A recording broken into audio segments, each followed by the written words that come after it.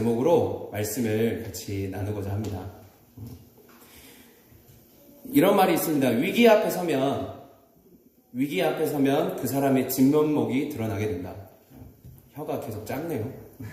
위기 앞에 서면 그 사람의 진면목이 드러나게 된다. 자신의 닥친 어려움이 있을 때 그 어려움을 어떻게 이겨내는가? 그것은 그 사람의 내외면이 어떠한 사람인가를 여실히 보여주기도 합니다.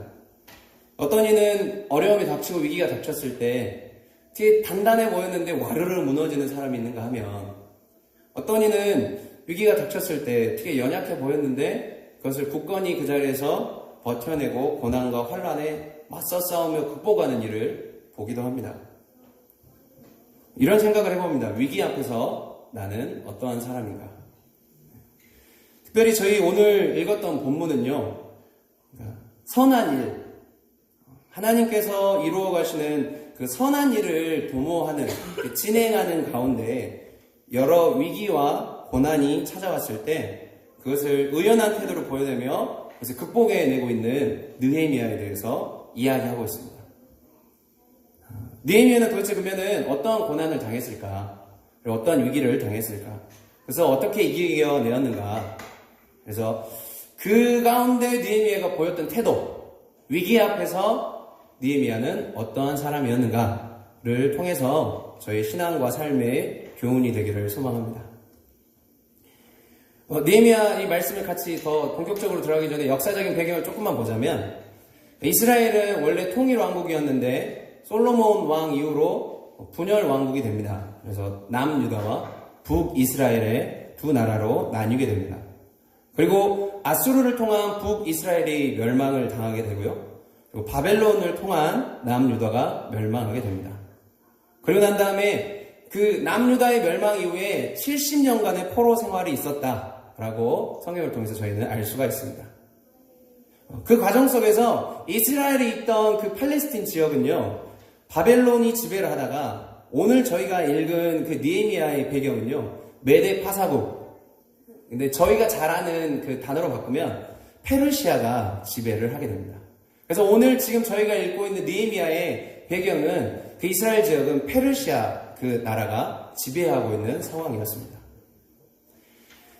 그 바벨론으로 이제 그 끌려가서 포로 생활이 시작되고 이제 바벨론이 아니라 페르시아로 바뀌게 된 이후에 고레스라고 하는 왕이 있었습니다. 그 고레스라고 하는 왕이 포로로 잡혀있던 이스라엘 백성들을 원래 본국 그 이스라엘 예루살렘으로 돌아가라 라고 명을 해줍니다.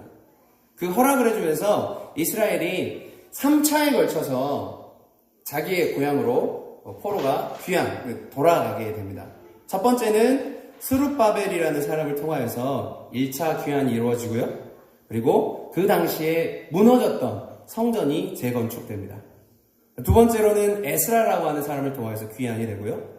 세 번째로는 오늘 본문에서 등장하는 느헤미야라는 사람을 통하여서 3차 귀환과 함께 예루살렘에 무너졌던 성벽을 건축하는 일을 이루게 됩니다. 역사적 배경이 이런데, 이처럼 느헤미야는 3차 포로 귀환, 몇 차요? 3차 포로 귀환과 함께 주된 내용이 허물어져 버렸고 불타버린 성벽을 재건하는 일이 느헤미야서의 주된 내용입니다. 하나님께서는 느헤미야를 통해서 예루살렘이 무너지고 불타버린 성벽을 재건하는 일에 느헤미야를 사용하셨습니다. 느헤미야는요, 하나님께서 주신 그 선한 마음, 이렇게 표현하고 싶습니다. 그의 사명은 무엇이었느냐? 무너진 성벽을 재건하라. 무너진 성벽을 재건하는 것이었습니다. 느헤미야 당시 페르시아 왕이었던 왕 이름들이 다 어렵습니다. 저희 발음을 아닥사드사 왕에게 느헤미야 1장에 나오는데요. 왕에게 예루살렘 성벽이 무너져서 내 가슴이 아프다. 그래서 내가 돌아가서 그것들을 재건축하고 다시금 복귀할 수 있도록 나를 도와달라라고 얘기해서 그 왕에게 요청해서 그 허락을 받아내었고, 그리고 함께 귀하는 이스라엘 백성들과 함께 한 손에는 건축의 도구를, 그리고 한 손에는 칼과 창을 든 병기를 들어서 자기들을 위협하는 그 위협을 싸우면서 동시에 성벽을 건축해내며 최선을 다해서 그 그 하나님께서 세우시려고 하셨던 그 예루살렘의 성벽을 다시금 재건합니다. 그리고 저희가 읽은 말씀 이전에는 또 어떠한 일이 있었냐면 내부의 갈등도 있었습니다. 이스라엘 내부에. 근데 그 갈등도 하나님 안에서 지혜롭게 해결하는 탁월한 지도자가 누구였느냐? 느헤미야였습니다. 그러니까 하나님께서 쓰신 참 괜찮고 능력 있는 지도자였습니다. 그런데 하나님의 성벽, 그 예루살렘의 성벽을 다시금 세워가는 이 선한 일을 도모하는 이 느헤미야 주위에 어떠한 일이 있었느냐? 그를 모함하고 해하려고 하는, 그래서 이스라엘 성벽 건축을 막고자 하는 이들이 있었습니다. 느헤미야 2장부터 등장하는 오늘 본문 6장 1절을 보시면요, 그들의 이름이 등장을 합니다.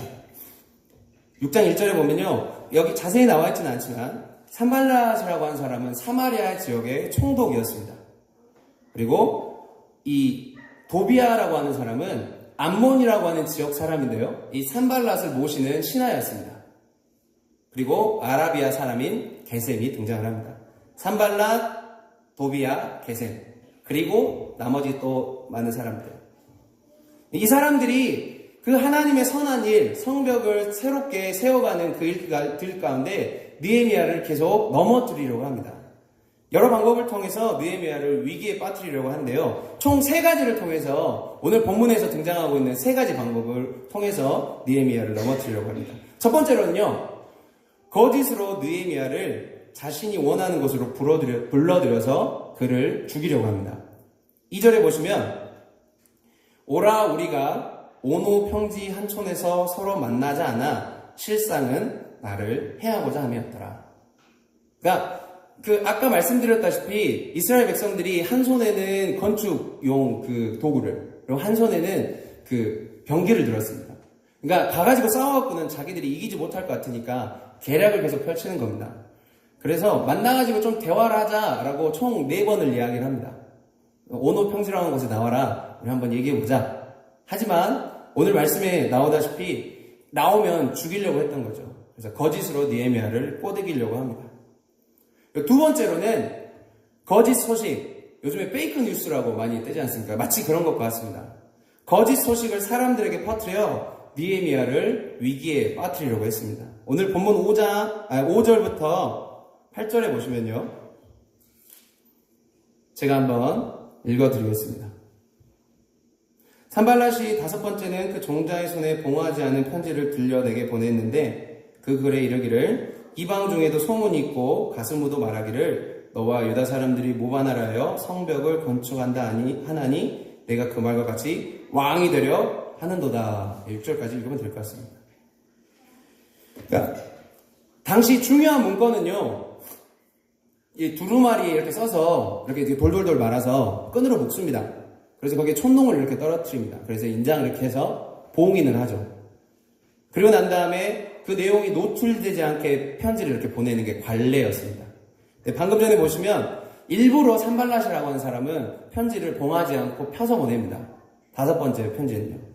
그래서 그 내용이 무엇이냐면, 너희가 아닥 사드사 왕, 그러니까 페르시아 왕의 그 지배를 이제 빠지고 반란을 꾸미고 있다, 너가 왕이 되고자 한다라고 하는 그 내용으로 편지를, 거짓 내용을 써서 보냅니다.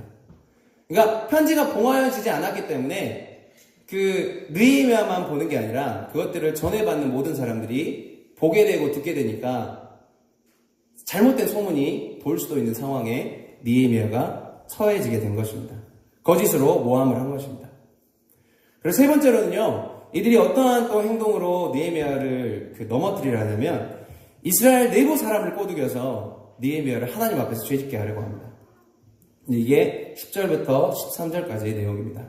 스마야라고 하는 제사장을 통해서 그들이 너를 죽이러 올 것이니까 외소, 곧 그러니까 성전 안에 들어가서 피해라, 그래서 너의 목숨을 지켜라 라고 그 제사장이 느헤미야에게 제안을 합니다. 그런데 이 제안은 뇌물을 먹은 스마야의 계략이었습니다. 원래 성전은요, 제사를 드리는 제사장 아닌 사람이 들어가면 되지 않습니다. 근데 그렇게 들어가서 성전을 더럽히는 죄를 짓게 하려고 그렇게 이제 이야기를 하는 거였죠.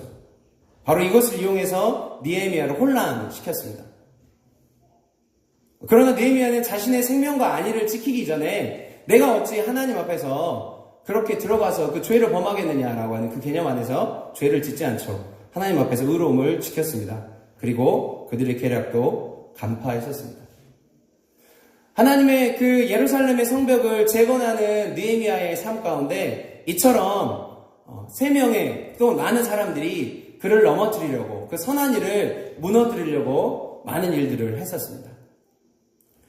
우리 주원교회 귀한 성도 여러분, 선한 일, 특별히 저희가 하나님의 일을 이루어감에 있어서 오늘 말씀처럼 이처럼 사단은요 늘 저희를 까부르며 그 일을 이루어가는 자들, 그리고 그 마음과 앞길을 방해하려고 힘씁니다. 넘어뜨리려 하고 쓰러뜨리려 하고 죄 가운데 거하게 만들려고 합니다. 그렇기 때문에 하나님의 선한 일을 도구가 되어서 이루어가는 자들이 늘 기억해야 될 것이 하나가 있습니다. 그것이 무엇이냐면 선한 일을 우리가 이루어가는 것도 중요합니다. 그런데 그 일을 이루어가는 것 가운데 내 외부로 방해가 있을 수 있다는 것을 저희는 잊지 말아야 할 것입니다. 그렇기 때문에 영육간에 철저히 무장되어서 우리에게 언젠가 닥칠지 모르는 그 위기를 대비하고 이겨낼 수 있도록 노력하는 것, 그것이 바로 선한 일을 도모하는 사람의 지혜일 것입니다. 저희 주원교회가 아까 우리 집사님께서 단기 선교에 대해서도 또 기도해 주셨는데요. 많은 사역들이 저희 앞에 기다리고 있습니다. 분명 하나님께서 기뻐하시고 원하시는 일들, 그런 사역이 한 걸음 한 걸음 이루어지고 있다라고 저는 믿습니다. 또 우리 성도님께서도 다 그렇게 믿는 줄 믿습니다. 저희가 끝까지 하나님의 뜻을 구하면서 겸손하게 이 모든 사역들을 감당해야 할 것입니다. 그렇다면 저희가 더욱 잊지 말아야 될 것이 무엇인가? 그것은 저희에게도 동일하게 내 외부로 위기는 존재할 수 있다 라고 하는 것을 늘상 기억해야 할 것입니다. 사단은 저희가 가는 길, 저희 주원교회가 하나님의 나라와 영광과 의를 위하여서 대로를 만들어가는 그 길 가운데 저희를 그 가운데 벗어나게 만들고 넘어뜨리려 할 것입니다. 이 선한 일을 이루어가는 것을 분명 방해할 수 있다는 것을 저희는 잊지 말아야 합니다. 그것을 기억하시길 바랍니다. 그렇다면 저희는 여기서 끝나면 안 되죠. 느헤미야는 그러한 위기 앞에서 어떻게 그 위기를 이겨내었는가, 그것이 저희에게 큰 교훈이 될 것입니다.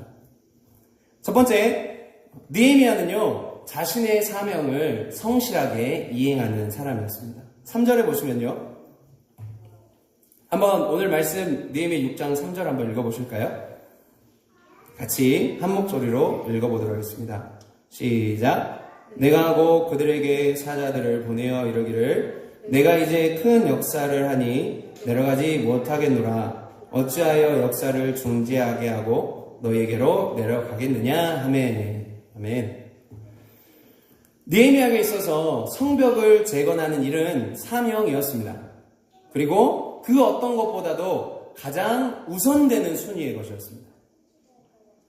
그렇기 때문에 성벽의 재건을 잠깐 멈추고 어딘가에 움직인다? 아니면 다른 것에 관심을 둔다? 이것은 느헤미야에게 허락되지 않은 것 같았습니다. 이와 같은 자신의 삶에 대한 성실함, 흔들리지 않은 우선순위, 그런 어찌 보면 단순한 우직함이 그를 위기에서 건져내고 넘어지지 않게 하는 강력한 힘이 되었습니다.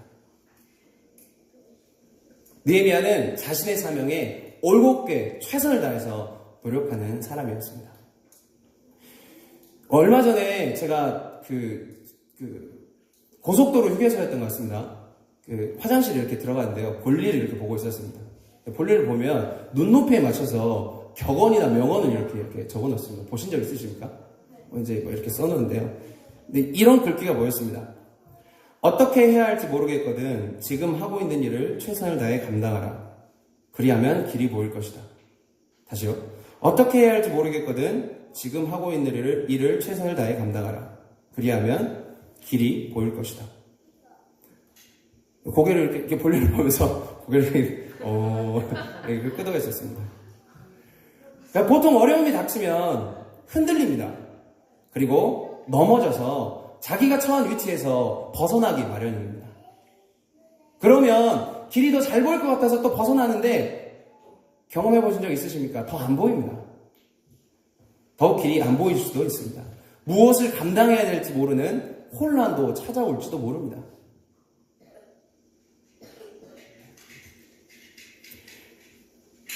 사랑하는 우리 주원교회 귀한 성도 여러분, 오늘 저희에게 주신 삶과 사명, 그리고 사역, 여러 일들, 또 양옆에 앞뒤에 계신 우리 귀한 성도님들과의 너무 귀한 관계들, 이 모든 것들을 가장 중요하게 생각하고 최선을 다하여 그 일들을 감당하고 그 관계들을 세워나가는 것, 그것이 바로 오늘 나를 버티게 하는 힘이 될 것이고 앞으로 감당해야 될 여러 위기들을 거뜬히 이겨낼 수 있는 버팀목이 될 것입니다.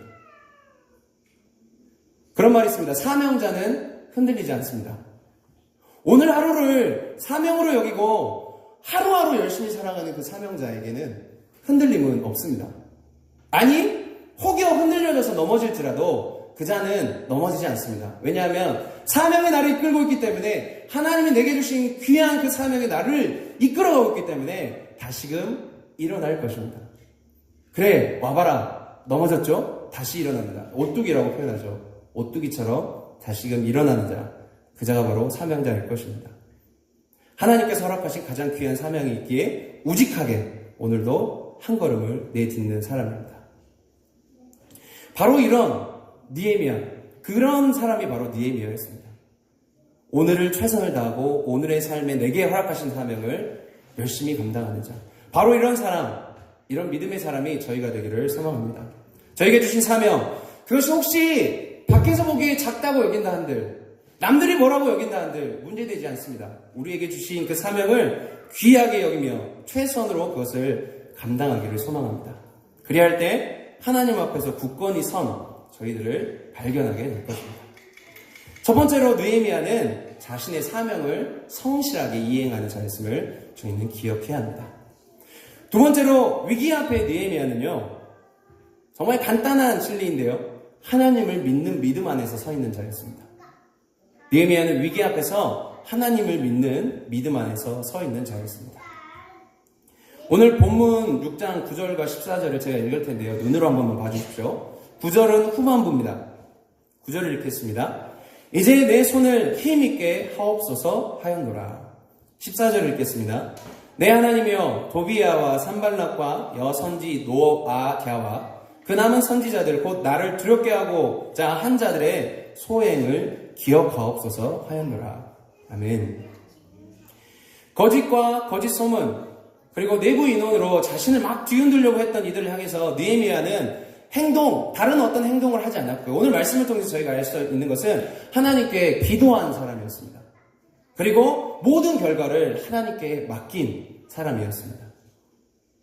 분명 자신이 가지고 있는 혈기나 자신이 가지고 있는 능력으로 이스라엘 사람들을 어느 정도 통솔을 해서 그들과 그것들을 나를 시험하려고 해?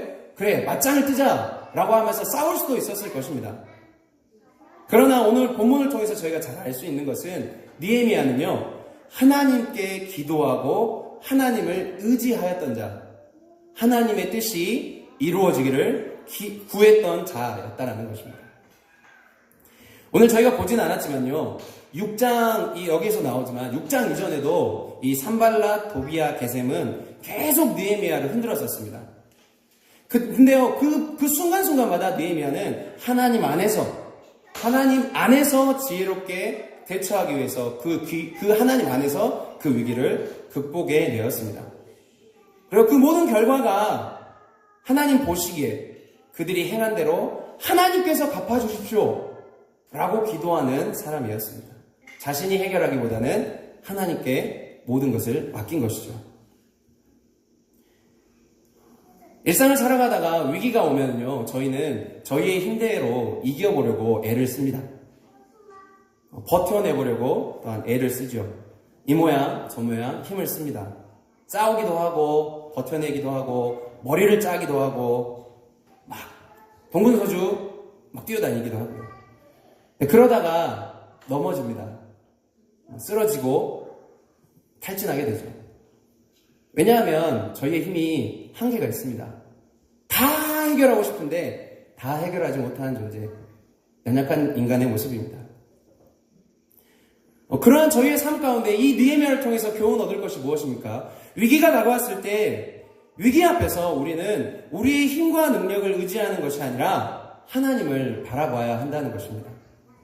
때로는요, 저희의 힘을 의지하는 것이 아니고 하나님의 힘을 온전히 의지하는 것, 그 믿음 안에서 잠시 멈춰 설 수 있는 용기를 가지는 자.